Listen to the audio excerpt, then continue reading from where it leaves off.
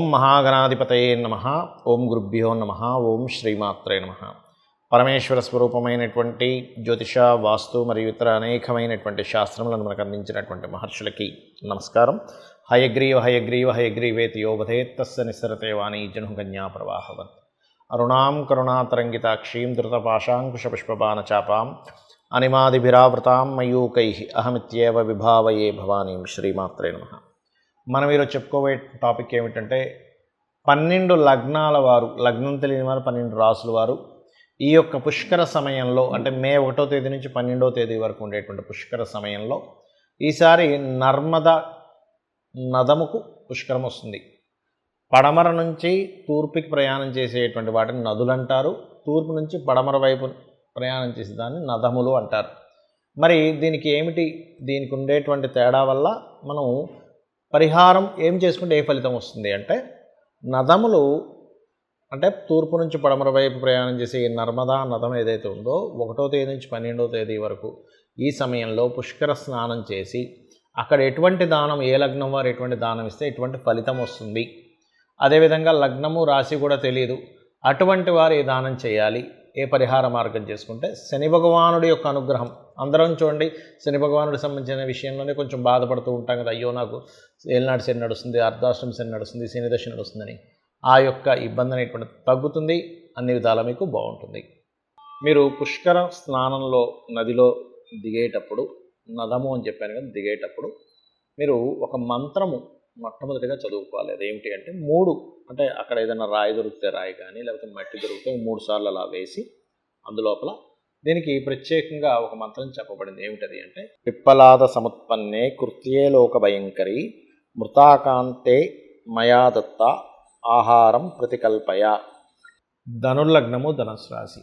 మీకు ఈ యొక్క ప్రస్తుతం ఉన్నటువంటి గోచార రీత్యా ఉండే గ్రహాల స్థితిని బట్టి ఈ పుష్కర సమయంలో మీరు ఎటువంటి పదార్థము దానముగా ఇవ్వడం ద్వారా దారిద్రము, లాభాలు, ఆనందము ఇవన్నీ జరుగుతాయి అని చూసుకున్నట్లయితే, ప్రధానంగా మీరు ఇక్కడ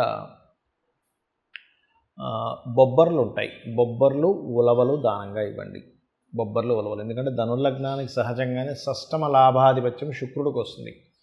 వీళ్ళ లైఫ్లో మీరు గమనించండి, ధనస్సు లగ్నం గుర్తుపెట్టుకోండి, శుక్ర మహర్దశ వచ్చింది, శుక్రుడికి సంబంధించినటువంటి కాంబినేషన్ వచ్చింది. ఖచ్చితంగా ఆ వివాహ సంబంధించినటువంటి విషయంలో కొన్ని వీళ్ళ పూర్వజన్మ కర్మలో, అంటే వివాహ సంబంధించిన దోషం ఉండేటువంటి దాంట్లో గ్రహాలు పడతాయి సర్వసాధారణంగా ధనుర్లగ్నంలో పుట్టితే కనుక.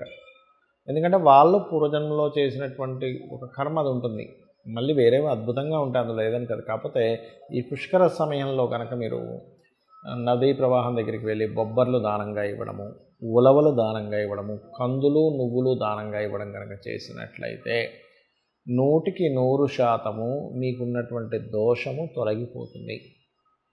అదేవిధంగా మరొక విషయం ఏంటంటే, దీంతోపాటు ఈ దానం ఇవ్వలేమండి, గోవు ఉంది, గోవుకి ఏదైనా తినిపించవచ్చా అంటే, గ్రాసము, బెల్లము, క్యారెట్లు తినిపించండి.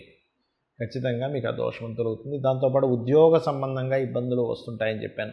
దశమ స్థానంలో కేతు ఉన్నాడు కాబట్టి అలాంటి వారు అక్కడ కూర్చొని ఓం మాణిక్య మకుటాకార జానుద్వయ విరాజిత కానీ, లేకపోతే గణపతి పూజ చేసుకోవడం కానీ, 3వ స్థానంలో శని కుజుల యొక్క సంచారం ధనుర్లగ్నానికి నడుస్తుంది కాబట్టి కొంచెం అగ్రిమెంట్స్, కాంట్రాక్ట్స్ చేసేటప్పుడు కాస్త జాగ్రత్తగా ఉంటూ, ఒకవేళ మాటికి నాకు మిస్అండర్స్టాండింగ్స్, మిస్కమ్యూనికేషన్స్ ఎక్కువగా అవుతున్నాయండి అని చెప్తూ ఉంటారు. ఎందుకంటే ఇప్పుడు శని కుజులు 3లో ఉన్నది.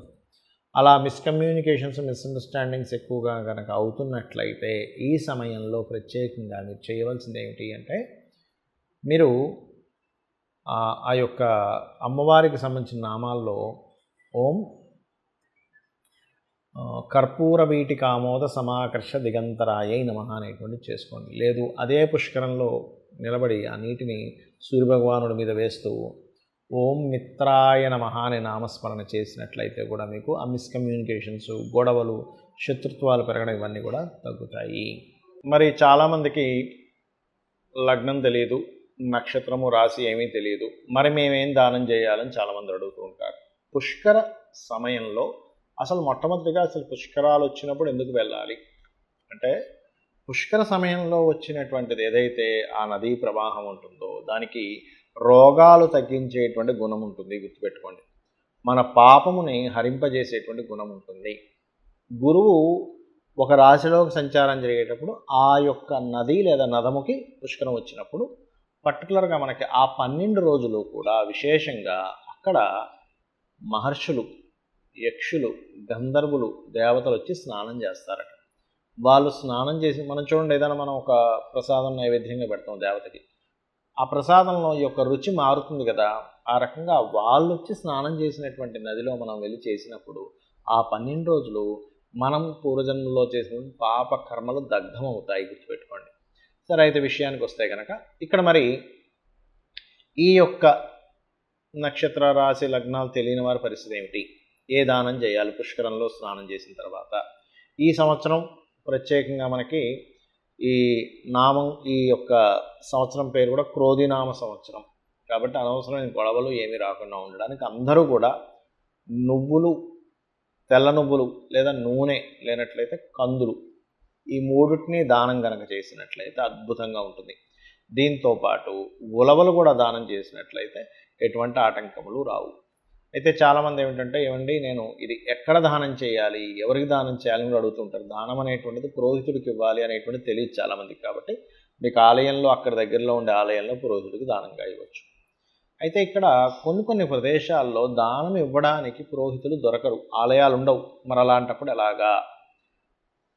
నువ్వులు ప్రదేశంలో బెల్లము, అదేవిధంగా కందులు ప్రదేశంలో క్యారెట్లు, కందులు బదులుగా, అదేవిధంగా ఉలవలు బదులుగా ఆ యొక్క గ్రాసము గనక గోవుకు తినిపించినట్లయితే, అందులో ముఖ్యంగా దేశీవాలి గోవుకి ఈ పుష్కర సమయంలో తినిపించినట్లయితే, ఈ 12 రోజుల్లో తినిపించినట్లయితే ఖచ్చితంగా మీకు ఉన్నటువంటి పాపకర్మ తొలగుతుంది.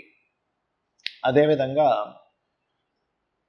మరొక విషయం ఏంటంటే, ఈ దానము ఈ పుష్కర సమయంలో ఆ నదీ ప్రవాహం దగ్గరికి వెళ్ళి స్నానం చేసుకుని వచ్చిన తర్వాత చక్కగా ఇందాక నేను చెప్పిన మంత్రం ఉంది, మొదట్లో చెప్పాను, పిప్పలాద సముత్పన్నే అనేటువంటిది, ఆ మంత్రం చేసుకొని స్నానం చేసుకున్న తర్వాత బయటకు వచ్చి కూర్చున్న తర్వాత చక్కగా మీరు నదీ ప్రవాహం దగ్గర కనుక, అంటే లోపల కూర్చొని కాదండి, బయట కూర్చొని కనుక, ఎవరికైనా అప్పులు ఉన్నాయి బాగా, ఏమంటే మాకు బాగా అప్పులు ఉన్నాయండి, అప్పులు దొరకట్లేదు, ఎందుకంటే నదీ ప్రవాహం దగ్గర చేసే జపముకి ఎక్కువ ఫలితం ఉంటుందట.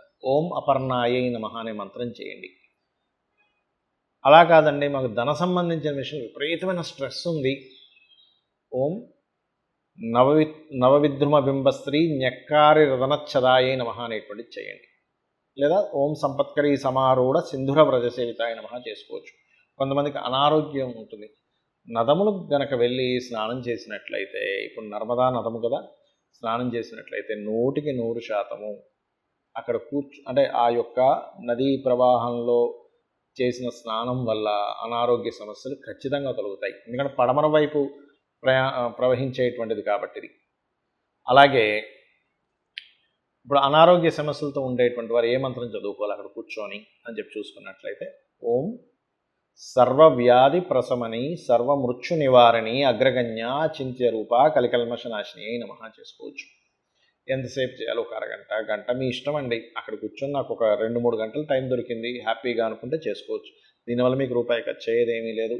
చక్కగా మీకు మీరే దైవ ధ్యానం చేసుకోవడం ద్వారా మీ యొక్క ఇబ్బందులను తొలగించుకోగలుగుతారు. అలాగే కొంతమందికి ఉద్యోగం రాదు, అలాంటి వారు లలితా సహస్రనామాల్లో ఓం శ్రీమాత శ్రీ మహారాజ్ని శ్రీమత్ సింహాసనేశ్వరి నమః, అదేవిధంగా ఓం మాణిక్య మకుటాకార జానుద్వయ విరాజితాయై నమః చేసుకోవచ్చు. ఖచ్చితంగా ఇది పనిచేస్తుంది. పనిచేసిందని చాలామంది నాకు ఫోన్ కాల్స్ రూపంలో, మెసేజ్ రూపంలో చెప్పడం జరిగింది, కొన్ని వందల వేల మంది. అదంతా అమ్మవారి అనుగ్రహం, మన గొప్పతనం కాదు. ఇది చేయండి. ఏమంటే నదికి వెళ్ళలేకపోతున్నాము, నర్మదా నదం దగ్గరికి వెళ్ళలేము, మా దగ్గర అంత ధనము లేదు, మరి ఏం చేయాలి? ఎందుకంటే కొంతమందికి పాసిబిలిటీ ఉండదు, కానీ పాసిబిలిటీ ఉంటే వెళ్ళండి. వెళ్ళలేని స్థితిలో ఉన్నవారు ఒకటే గుర్తుపెట్టుకోండి, ఇంట్లో ఉండేటువంటి ఇంట్లో మనకి పైపు, మన బకెట్లోనో లేకపోతే షవర్లో నుంచో వాటర్ తీసుకొని నర్మదా నదముగా భావించి భక్తి శ్రద్ధలతో మీరు కనుక ఇలా పట్టుకొని స్నానం చేసినట్లయితే కూడా ఖచ్చితంగా ఫలితం వస్తుంది.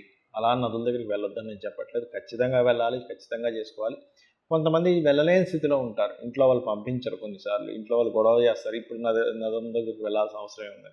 ఇటువంటి వారు ఇలా కూడా చేయవచ్చు, గుర్తుపెట్టుకోండి. అదేవిధంగా ఈ సమయంలో అభిషేకాలు చేసుకోవడం కానీ, పుష్కరాల సమయంలో హోమాలు చేయడం కానీ, దైవకార్య సంబంధించినవి చేస్తే అధిక ఫలం వస్తుంది అని చెప్పబడిన శాస్త్రంలో. కాబట్టి ఇవి చేసుకొని మీరు మీ యొక్క జీవితాన్ని తరింపజేసుకుంటారని కోరుకుంటూ శ్రీమాత్రే నమః.